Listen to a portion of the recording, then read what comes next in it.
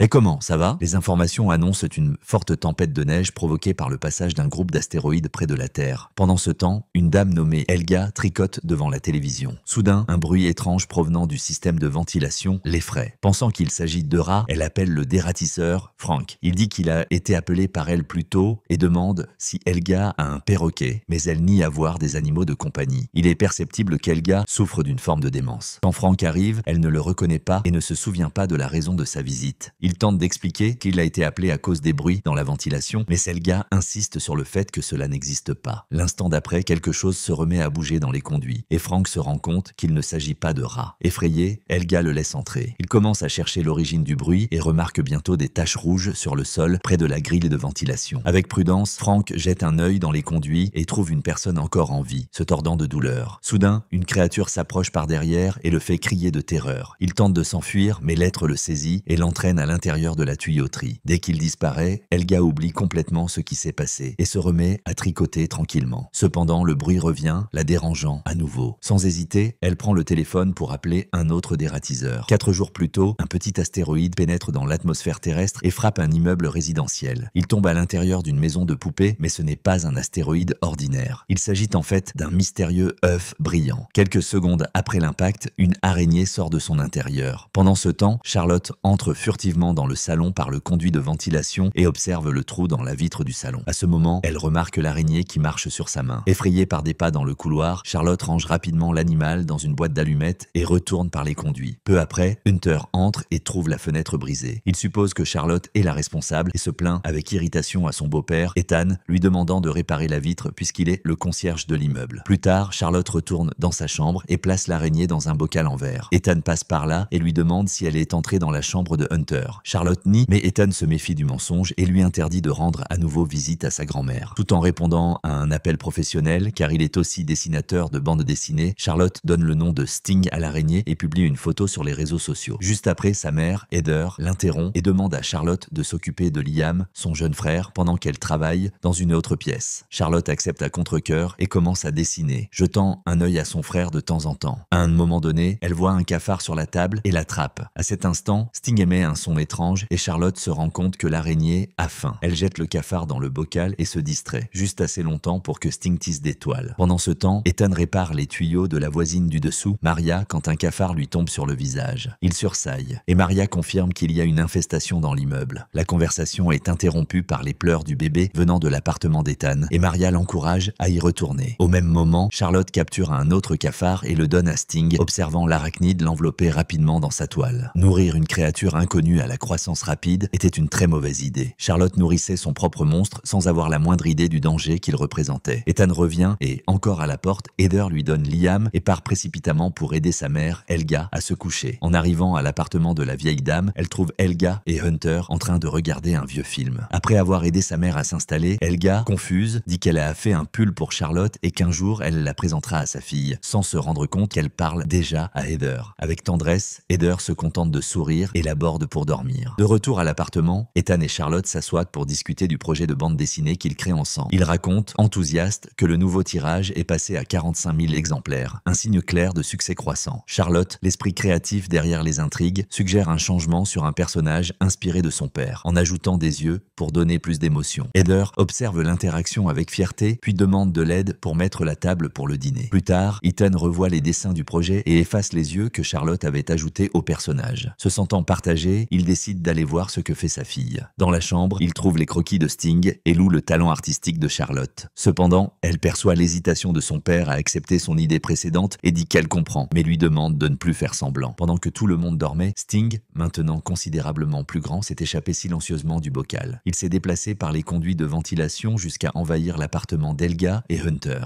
Dans la pénombre, le perroquet de la maison fut le premier à remarquer la présence de la créature monstrueuse et poussa un cri strident qui résonna dans toute la pièce. Le lendemain matin, au petit déjeuner, Charlotte essayait de partager des faits intéressants sur les araignées, mais ses parents étaient trop occupés par leur travail pour lui prêter attention. Frustrée, elle retourna dans sa chambre. Heather a redonné Liam à Ethan, même en sachant qu'il devait aussi travailler. Soudain, le silence fut interrompu par le cri terrifiant de Hunter, qui avait trouvé les restes du perroquet complètement déchiquetés. Ethan a couru jusqu'à l'appartement de la femme et a fait une grimace de dégoût devant la carcasse de l'animal. Hunter a blâmé les rats et a appelé le même dératiseur Frank. Il a également été impressionné par ce qu'il a vu, mais a affirmé que cela n'avait certainement pas été causé par des rats. Frank a expliqué que les rats ne dissolvent pas leurs proies avant de les manger. Il a commencé à appliquer les produits et a assuré que le problème était résolu, sans savoir que la créature était déjà retournée dans le bocal. Il aurait dû enquêter plus en profondeur. La scène de la mort du perroquet était clairement inhabituelle. Sa hâte à résoudre le problème n'a fait que permettre à la créature de continuer à grandir. Pendant ce temps, Charlotte regardait des vidéos de chats quand le son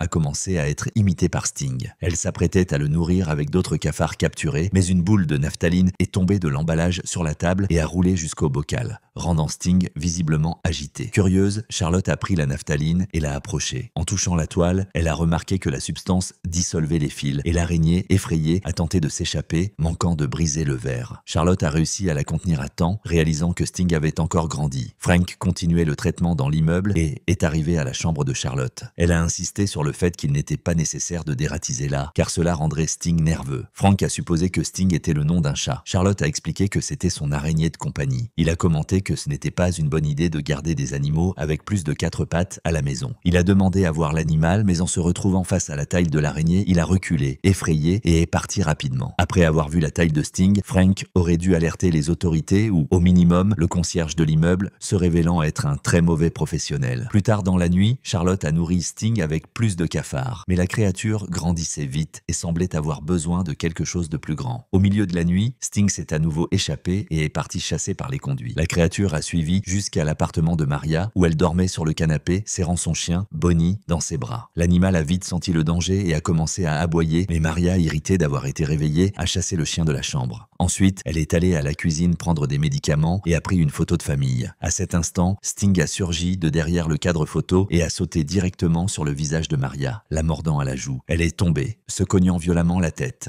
Hébétée, elle a tenté de se relever et a titubé jusqu'à la salle de bain où elle a regardé sa blessure dans le miroir. Soudain, la nausée l'a envahie, suivie d'une paralysie. Elle est tombée à nouveau et s'est cognée la tête sur le bord de la baignoire, mais a tout de même réussi à voir l'araignée s'approcher. Sting a grimpé sur son corps, a atteint son visage et est entré par sa bouche. Ensuite, il a déchiré l'abdomen de la femme de l'intérieur en sortant. Le lendemain matin, Charlotte a interrogé ses parents sur Eric, le voisin du dessus, curieuse de savoir s'il était une sorte de scientifique. Ses parents en ont expliqué qu'il n'était qu'un étudiant en zoologie recherchant un remède contre le diabète en utilisant des poissons. Malgré les avertissements de rester loin de lui, Charlotte a ignoré les conseils et est allée à l'appartement du jeune homme, proposant d'acheter un aquarium pour son araignée. Intrigué, Eric l'a laissé entrer. Charlotte a expliqué que son araignée était différente de toute espèce connue et qu'elle avait doublé de taille en quelques heures. Inquiet, Eric a proposé de lui prêter l'aquarium, mais a demandé qu'elle lui laisse l'animal pour une étude plus approfondie. Amener l'araignée à un spécialiste fut la première décision intelligente de Charlotte, mais elle aurait dû dire la vérité à ses parents, au lieu d'agir dans leur dos. Pendant ce temps, Ethan et Heather ont entendu des bruits étranges venant de la ventilation. Ethan a retiré la grille pour vérifier et a fini par être effrayé par Bonnie qui s'y cachait. Se remettant, il a pris le chien et est allé à l'appartement de Maria. Il a frappé à la porte plusieurs fois, sans obtenir de réponse. Utilisant un double des clés, il est entré et a lâché le chien, mais a été horrifié en voyant le corps défiguré de Maria. La police a rapidement été appelée et a commencé à interroger Ethan. La conversation a été interrompue par un appel d'Eric, avertissant que Charlotte ne devrait pas garder l'araignée à la maison car il s'agissait d'une espèce inconnue et probablement dangereuse. Ethan, confus, est monté immédiatement pour parler à Eric. Même en niant que Charlotte avait une araignée, Ethan a entendu Eric insister sur le fait que l'animal devait être remis aux autorités. Ensuite, il a montré à quel point la créature avait déjà grandi et était devenue dangereuse. Devant la taille et le comportement de l'arachnide, il est devenu clair qu'ils avaient affaire à quelque chose de complètement hors de contrôle. Inquiet, Ethan est rentré chez lui et a demandé pourquoi Charlotte n'avait jamais mentionné qu'elle élevait une araignée venimeuse. La jeune fille a sauté du canapé et a couru à l'appartement d'Eric pour récupérer son animal, mais personne n'a répondu à la porte.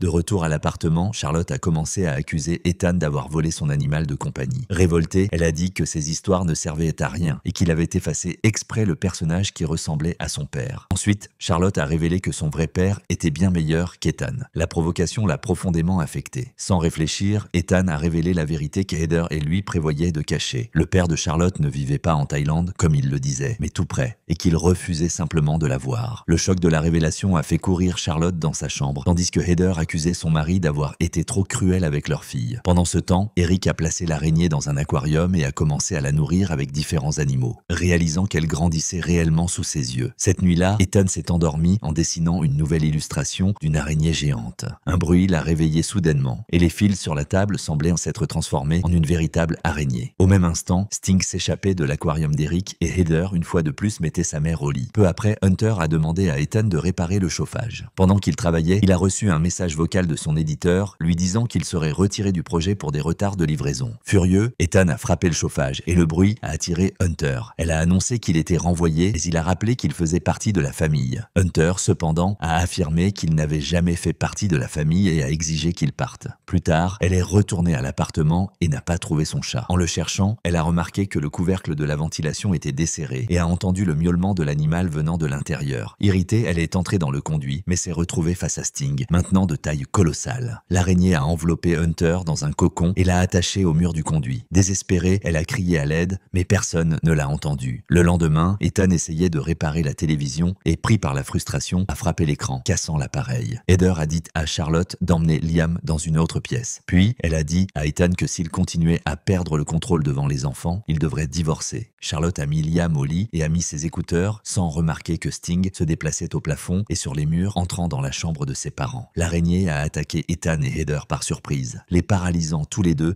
et les traînant dans son nid dans les conduits. Pendant ce temps, Charlotte nourrissait le chien qui vivait maintenant avec eux, mais l'animal a refusé la nourriture et a aboyé de panique. C'est seulement alors que la jeune fille a enlevé ses écouteurs et a remarqué le désordre dans la chambre. Elle a bientôt entendu des bruits étranges et les aboiements de Bonnie venant de la ventilation. Charlotte a jeté un œil prudent dans le conduit et, au même instant, Sting a foncé sur elle. L'erreur de Charlotte d'utiliser des écouteurs au milieu d'une crise a failli coûter la vie à tout le monde. Dans une situation de danger, l'ouïe est l'un des sens les plus importants. La jeune fille a réussi à pousser une armoire contre l'ouverture à temps, mais la créature n'a pas arrêté. Alors qu'elle tentait de se remettre, l'araignée a envahi la chambre de Liam et l'a traîné dans sa cachette. Charlotte l'a réalisé trop tard et a supplié pour le retour de son frère, mais Sting n'a pas répondu. Même ébranlée, Charlotte s'est rapidement ressaisie. Elle a enfilé le pull de sa grand-mère, a préparé une solution de naphtaline et l'a versé dans le distributeur d'eau pour éloigner la créature. Ensuite, elle est entrée dans les conduits et a trouvé le corps déchiqueté de Bonnie. Peu après, elle est arrivée à l'appartement d'Eric et l'a trouvé piégé dans un cocon au plafond. Elle a alors couru jusqu'à Helga et lui a demandé si elle avait vu quelque chose d'effrayant. Helga a raconté avoir vu un chien noir courir dans la maison. Elle a dit qu'elle avait essayé de le caresser, mais il s'était enfui. Charlotte a compris que ce n'était pas un chien. En sentant le châle de sa grand-mère, elle a confirmé que Sting avait vraiment peur de la naphtaline. Elle a couru à la cuisine, a dissous toutes les boules qu'elle a trouvées, a rempli des pots avec la solution et en a versé une partie sur elle-même avant de partir au secours de ses parents. Pendant ce temps, Ethan a repris conscience et a commencé à crier. Charlotte a couru vers lui et l'a trouvé suspendu dans un cocon au-dessus d'un abîme. Elle lui a demandé de tenir bon pendant qu'elle versait la solution sur les toiles qui ont commencé à se dissoudre. Utiliser la naphtaline comme une arme était génial. Charlotte a observé la faiblesse de la créature et l'a transformée en son principal avantage. Libre, Ethan a presque réussi à sortir, mais il a entendu les pleurs de Liam. Lui et Charlotte ont couru en direction du son, mais Sting est apparu juste au-dessus d'eux. Ils ont tous les deux perdu l'équilibre et sont tombés dans la cave. L'araignée est restée immobile devant le visage de la jeune fille, mais Ethan a réussi à atteindre le spray et a pulvérisé le liquide sur Sting, la forçant à reculer. En pleurant, Charlotte s'est excusée pour tout, mais Ethan l'a rassurée, lui garantissant qu'elle n'était pas coupable et qu'ils affronteraient cela ensemble. À ce moment, les événements sont revenus au point de départ. Helga a ouvert la porte au dératiseur, Frank, qui s'est bientôt retrouvé dans la cave avec Ethan et Charlotte. Désorienté et furieux, Frank a tenté de s'échapper, mais n'a trouvé aucune issue. Il s'est avancé vers Ethan, exigeant sa liberté, et a versé la dernière bouteille de solution diluée sur son propre corps. Sting est réapparu par les conduits, et Frank a commencé à tirer avec un pistolet à clous. Il a réussi à blesser la créature, mais l'un des clous a percé le système d'irrigation, faisant en sorte que l'eau lave la solution de leur corps. Pensant avoir gagné, Frank a été tiré par l'araignée, qui l'a attrapé avec ses toiles et lui a arraché la tête d'une morsure. Choqués, Ethan et Charlotte se sont cachés dans un compacteur de déchets, où ils ont trouvé trouvé Heather et Liam collés au mur. Après avoir utilisé la solution de naphtaline, Ethan a libéré sa femme et son fils, réunissant à nouveau la famille. Mais Sting est retourné au nid. Ethan a essayé d'activer le compacteur, mais le bouton était éteint. Pendant que Charlotte empêchait la créature d'entrer, il a atteint la prise et a reçu un choc électrique, s'évanouissant. L'araignée s'est approchée, mais Charlotte a appuyé sur le bouton. Le compacteur a fonctionné et a détruit le monstre extraterrestre. La famille s'est échappée et Ethan a repris connaissance. Pour la première fois, Charlotte l'a appelé papa. Ils se sont serrés dans les bras, soulagés par la fin du cauchemar. Cependant, personne n'a remarqué que Sting avait laissé des dizaines d'œufs et l'un d'eux avait déjà éclos. Se terminant ainsi, Sting, film de science-fiction et d'horreur de 2024, et je vous retrouve pour la prochaine vidéo.